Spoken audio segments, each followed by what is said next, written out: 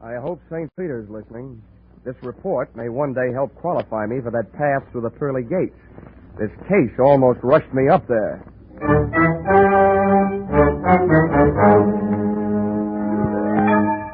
This is another adventure of America's fabulous freelance insurance investigator, Johnny Dollar. At Insurance Investigation, Johnny Dollar is just an expert. At making out his expense account, he is an absolute genius.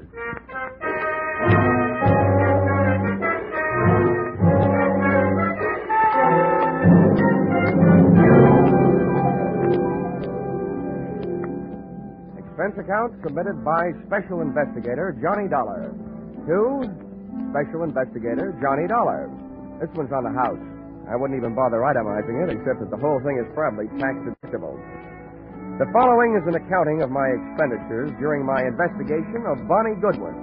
Or, she was under 21, but that didn't mean she was involved with nothing but minor vices. Or, murder ain't minor. Expense account, item 1.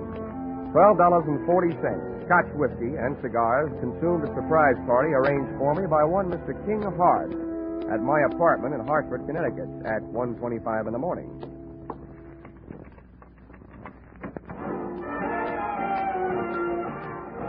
Well, who are you? And which one of us is in the wrong apartment? Neither one of us. I'm King Hart. I came down from New York to see you. I hope you don't mind my helping myself to a cigar while I was waiting. Well, no, not at all. I'd even join you in a drink of my scotch, only I don't think I could squeeze it out of the cork. Yes, I'll send you a case. Send me a copy of your passkey while you're at it. Maybe I can drop in on you sometime. This verges on the illegal. Let's not waste time trying to scare each other, huh? Let's talk business. What is your business? Well, that verges on the legal. That's why I need you. In your racket, you're well enough known to do me some good. In mine, I'm too well known to do it myself. Do what? Find a girl for me. Oh, now, wait a minute. I'm in the insurance business. So's the girl. She's a beneficiary of my insurance policy. This is a very unusual case. I was a sucker. The way that policy is written, I need her signature to do what I want to do. Change the beneficiary? Yeah. I'm all set to marry an honest dame. She's lovely. Well, I'll tell you, Mr. Hart. I make it a habit to work for big insurance companies, not individuals. Sorry. How come?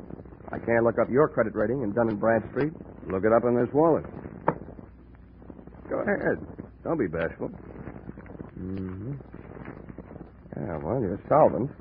Corners of these bills look like the tally on a baseball scoreboard. 1 run on the first and then 3 goose eggs. Help yourself. Not so fast. Your money may be okay, but about your story. What about it? Look, there's any number of good licensed private detectives that you could have gone to. Philip Marlowe, Sam Spade, and Richard Diamond. And he would not only have solved your case, he would also sing you a song. Why did you come to me? I thought you had me straight. I don't like detectives. I'm allergic to coppers, pro or semi-pro. So's the girl.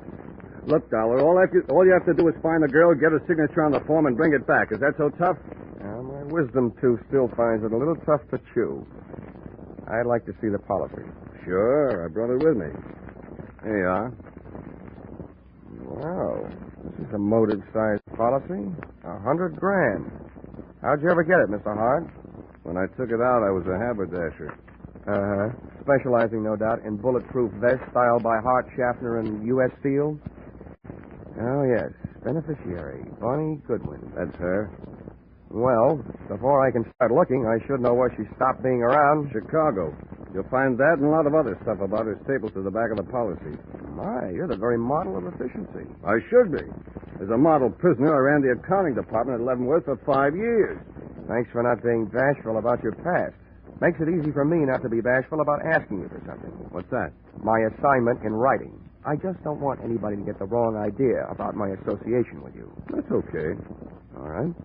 If you'll pay for the ticket, I guess I'm ready to take the ride. How much?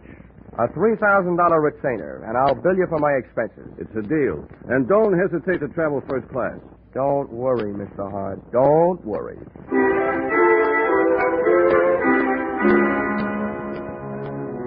Expense account, item 2, $55.32. Plane fare, Hartford to Chicago. Expense account, item 3, $4. Cab fare from airport to downtown. It takes about half as long to get from the Chicago airport to downtown as it does from Hartford to Chicago airport. I checked into the Ambassador, where I intended to live, first class. And expense account item 4, $1.20. Cab fare to the Muriel Arms, a female hostelry where I didn't expect to live, but which was Bonnie Goodwin's last known address. Even at noon, it looked like a good place to start an investigation by either the police, the fire, or the sanitation department. You ain't gonna sing on me. I share my constitutional right. Yeah, and when did they give you for an answer? 30 days.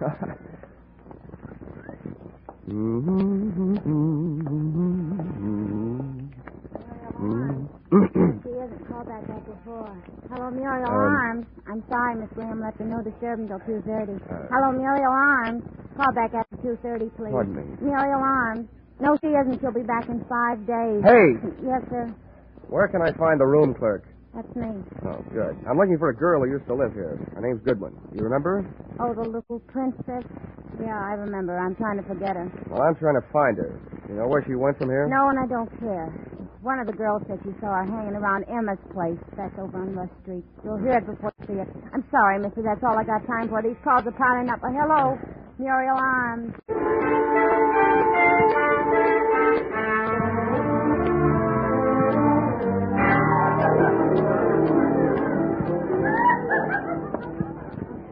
Say, bartender, What'll it be? where can I find Emma? I'm Emma, and no jokes. What do you want? I'm looking for a girl named Bonnie Goodwin. She ain't around. You told her she wasn't wanted around here. Well, that's your business. My business is to find her. Who are you? From the law? Well, from the law of averages, the insurance business. If you're selling insurance, you're going the right way. She needs some. Why don't you try the Flagler apartment?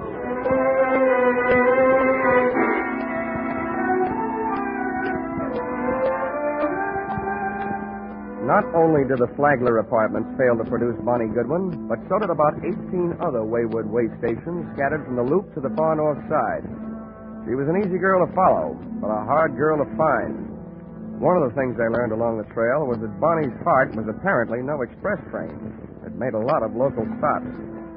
And one of the things I was reminded of during the tedious search was a philosophy passed along to me at a tender age by an old Pinkerton operative. He said, being a detective is 90% legwork.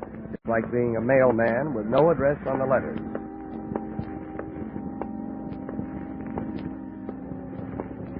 Expense account, item 5. $14.95, shoe leather. My brogans and my nerve ends were worn to a frazzle by 8 o'clock that night when I went sniffing up my latest lead, which took me to the desk of a tasty little flea bag on Dearborn. Oh, it felt like you were picking up a 7-year itch just walking into the lobby. Hiya, Sonny.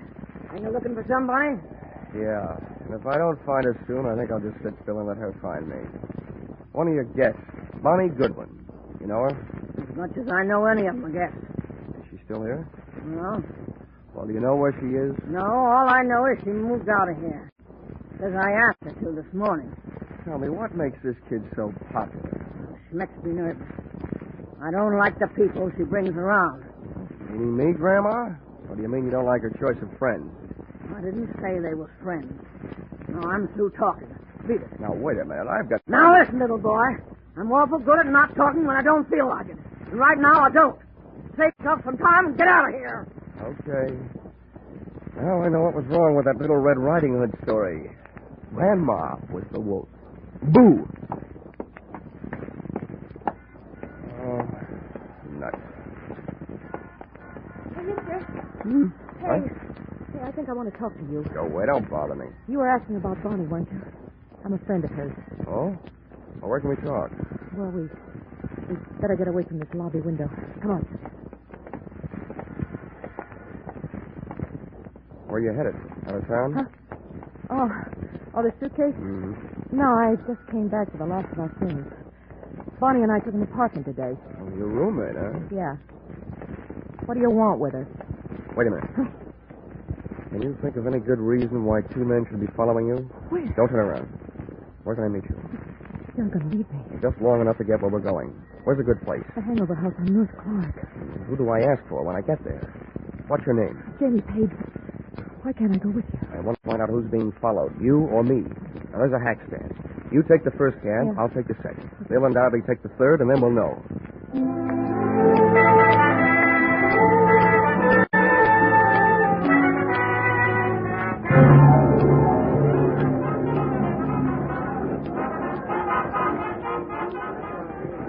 What did you find out? Oh, nothing, Janie.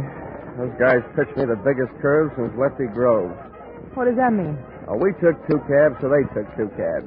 One of them followed me, so it figures one of them followed you. Any idea why? Now, wait a minute, mister. First, I gotta get you straight. I just picked you up on a hunch because you don't look like the other ones.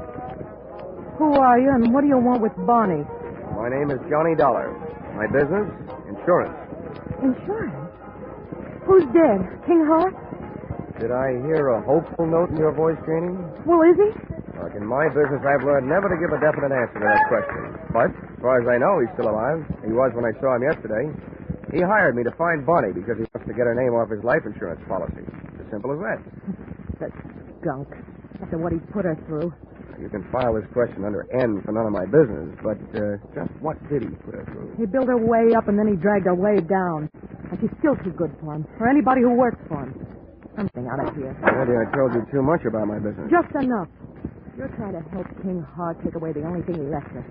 If I have my way, she'll never sign away the money from that insurance policy. Good night. This was the first chance I'd had all day to make anything happen. With a little luck, Janie Page was going to finally bird dog me straight to the little chick who had flown so many coops, thus making herself so hard to find. As she started down the 60-foot length of the long, narrow bar toward the back door, I saw 2 familiar hulks launch out of their chairs up near the front door. They were after her, and too big for me, our opponents from that game of taxi tag. So I set about stopping them. I took advantage of the narrow room, the big crowd, and a little bitty drunk. I hated to do it, but I had to turn the bottle baby into a bottleneck. I hope he was too numb to care. Hey, lay off the little guy. Sounds like you. Come on, let me through here. Come on. Get out of our way. We're coming through. If you like mob scenes, it was a great go-round, but it lasted. But it only lasted 40 seconds. And then we got upstaged by some off-scene action out in the back alley.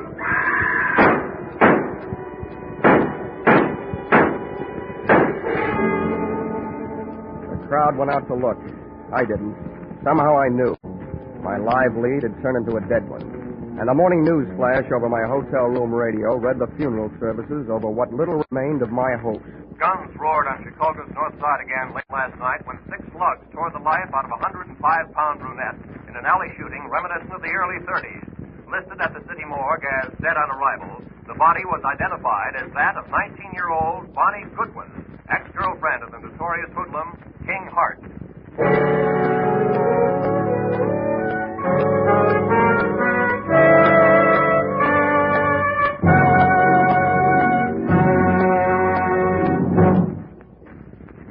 In just a moment, we'll return to the second act of Johnny Dollar. But first, a burly sea captain, a fashion designer, a neurotic young gun collector, and a wealthy socialite. One of them very much dead.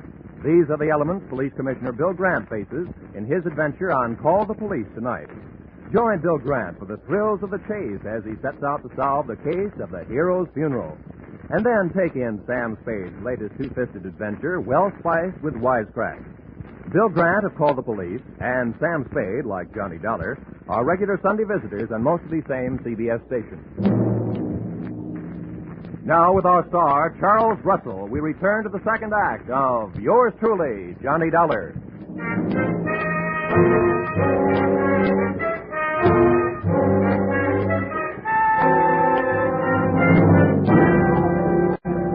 An alley shooting reminiscent of the early 30s. Listed as dead on arrival at the city morgue, the body was identified as that of 19-year-old Bonnie Goodwin, ex-girlfriend of the notorious hoodlum King Hart.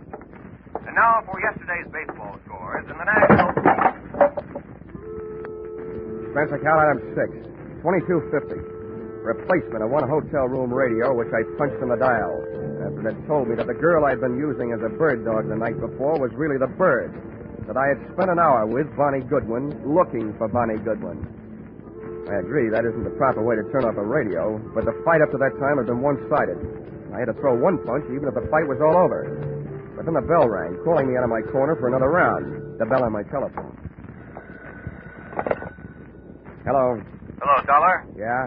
This is King Hart. I just got in town. I'm at the airport. Well, 9 a.m. News travels fast. We got private lines to the major morgues of the country? A friend of mine phoned me last night, Joe Emma. What the devil happened, Dollar? I'm not sure, Hart. It could be that you used me for a leadoff man on a relay team. You hire me to find the girl, then hire some gunmen to follow me. And when I find her, boom. Now, wait a minute, Dollar. From now on, it looks like you don't have to worry about who's going to collect on your insurance. Do you by any chance collect on hers? That's out of my line these days. And flying 800 miles just to be at the scene of the crime has never been one of my habits. I'm not so sure you just flew in, but I'm dead sure that I'm not on your payroll any longer. Dollar, listen to me. You listen. I didn't follow through last night because I didn't want to be picked up as a material witness. But first I'm going out to prove a few things that'll keep me from being picked up, and then I'm going to make my report to the police. Aren't you jumping the gun, Dollar? You know more about guns than I do, but I learned a lot about Bonnie Goodwin while I was tracking you down yesterday. And one thing I learned, I like her kind better than I do yours. There wasn't anybody around to help her last night when she needed it. But I'll bet she had plenty of help making her first big mistake. Probably from you.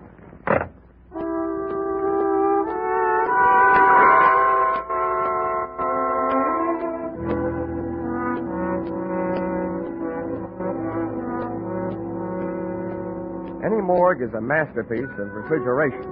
Just thinking of one can give me a real cold chill. When I walk into one, I feel an icicle forming on each separate vertebrae in my spine. And when I start walking out of one, I feel the ice begin to melt. You do yourself any good? Maybe. Thanks for letting me go through things. Here, buy yourself a cigar. Oh, this I'll buy a box. It's a big tip. It should be. You've been a big help. I'd gone to the morgue to find an address, and I'd found it. In the suitcase, monogrammed BG for Bonnie Goodwin. I also found that the body had been identified by her roommate.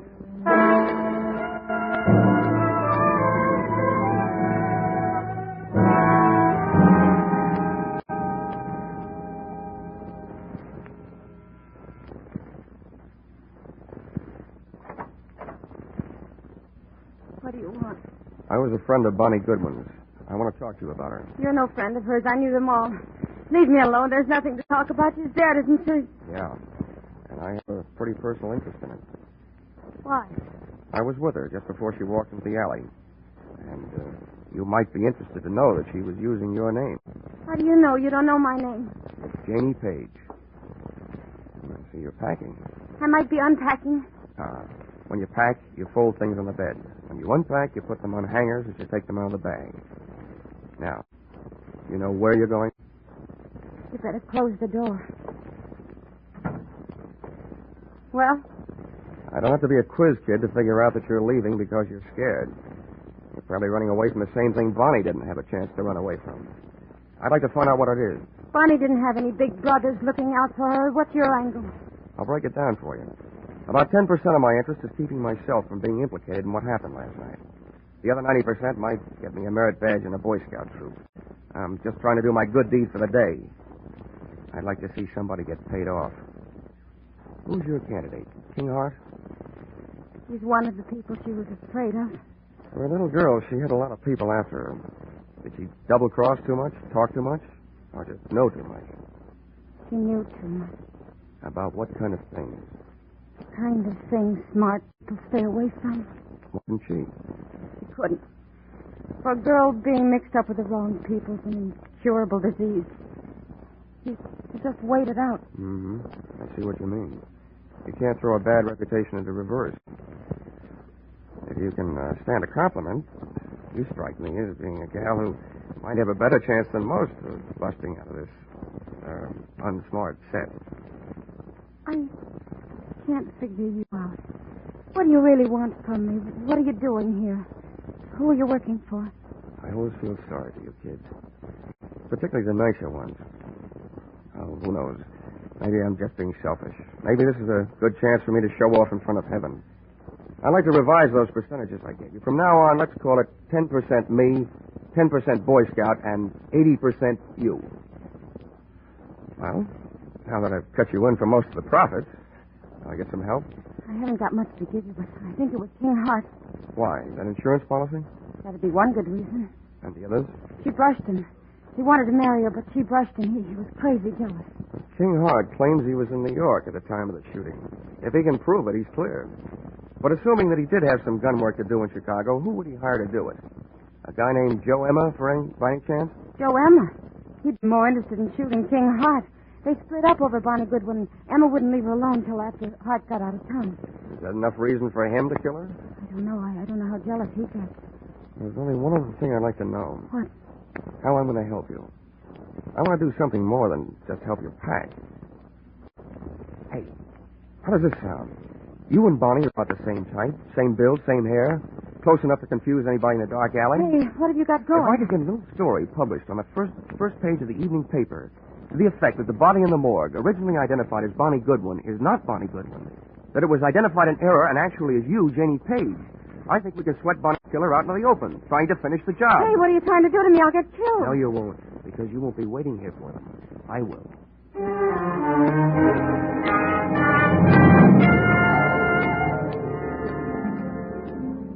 Expense account, item 7, 5 cents. Phone call to an old newspaper friend. Expense account, item 8, another nickel, one evening newspaper. Which proved to me the power of having old friends, and which I hope would prove to me the power of the press. The story, including the girl's address, was right above the weather report. And it looked like a fair night for Chicago, but a stormy night for me.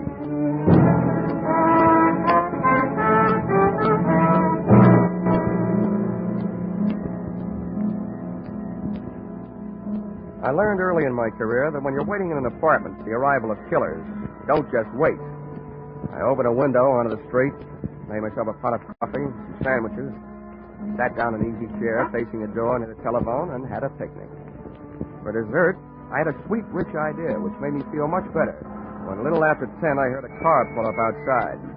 When I heard footsteps coming up the hall 20 seconds later, I picked the telephone out of its cradle, dialed 1 to get rid of the telltale tone of a line not in use.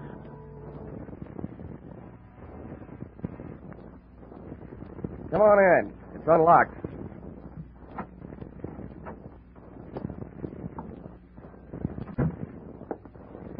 King Hart. Repeat, King Hart.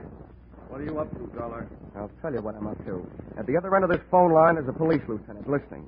He knows that you're here with me, so don't get rough. I don't care who's listening. Where is she? Who? You know who, Bonnie. That body down at the morgue isn't her. I wish I had this much luck fishing. People seem to bite easier. I suppose you're here because you missed her the first time. Don't be stupid. I'm trying to save her life. Where is she? She's sitting next to the lieutenant who's listening on his telephone. I don't believe it. Come on. You can talk to her. Okay. But you better be right. Here, take the phone. Right over the head. Oh!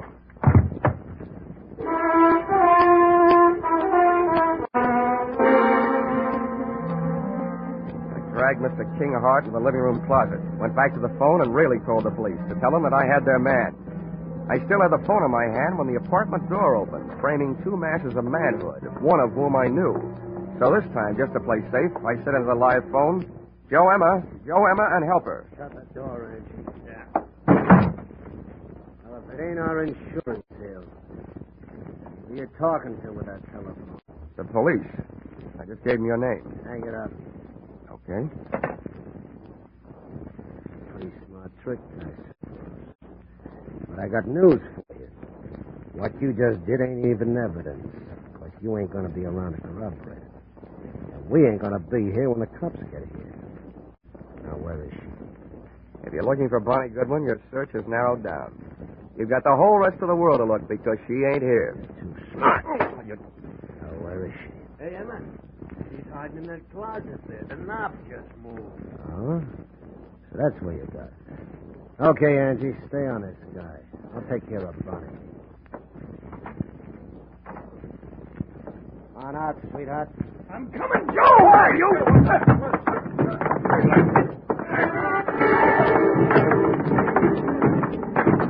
Joe Emma had expected the pleasure of kicking a girl around, but instead found himself being belted around by a man. Angie's right hand dove for his armpit and not to strike himself. Just as he snapped another shot at King Hart, I snapped a flying tackle at him. Oh! Now you missed again, Angie, and it's over you. Now.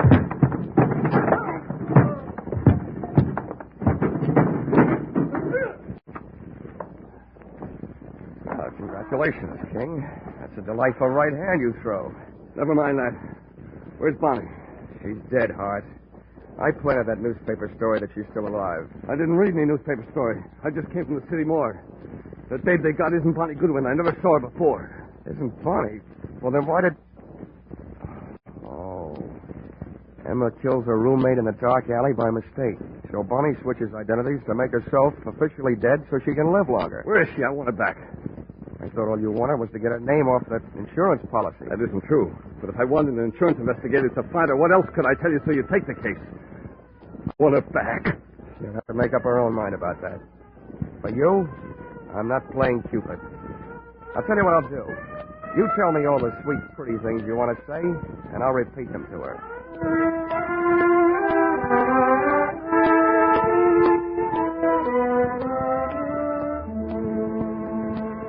Expense account, item 9. $28.40. Dinner, while repeating all the sweet, pretty things King Hart had wanted to say to Bonnie Goodwin. And telling her all the unsweet, unpretty things I felt about his kind of guy. Don't worry, Johnny. I'm not going to him or anybody like him. So where are you going? Back to my hometown again. Your hometown didn't seem to do a very good job of giving you a start the first time. How far from Chicago is it? It's only about 28 miles north of here. Here's an envelope. But what's in it? You'd better buy yourself a ticket that'll take you about $3,000 worth west of here. Oh, Johnny, thank you.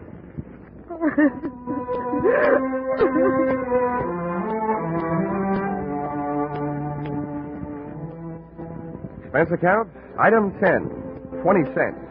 2 beers, one for me and one for King Hart. I told him that his money was taking Bonnie on a little trip back to happiness. And he told me that if I ever expected to collect any expense money from him, I knew where I could go. Expense account total, $163.55. You'll notice that this is very low, but remember, I'm paying this one myself. Yours, very truly, Johnny Dollar.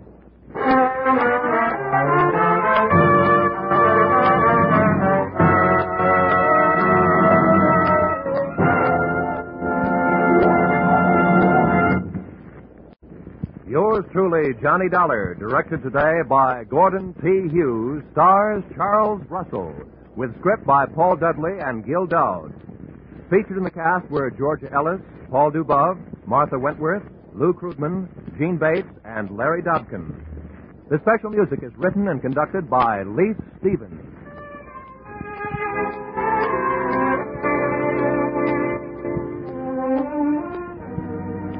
Be sure to be with us at the same time next week when another unusual expense account is handed in by Yours truly, Johnny Dollar.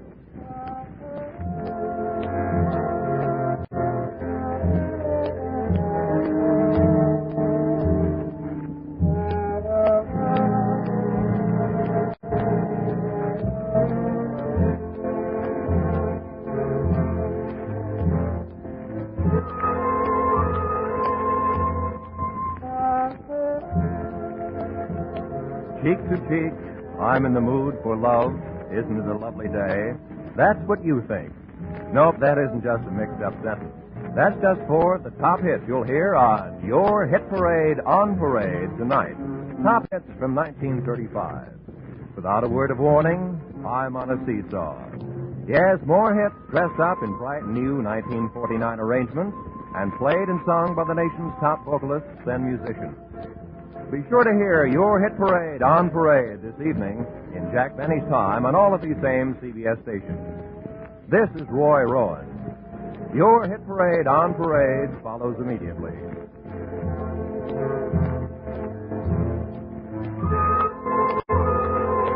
This is CBS, the Columbia Broadcasting System.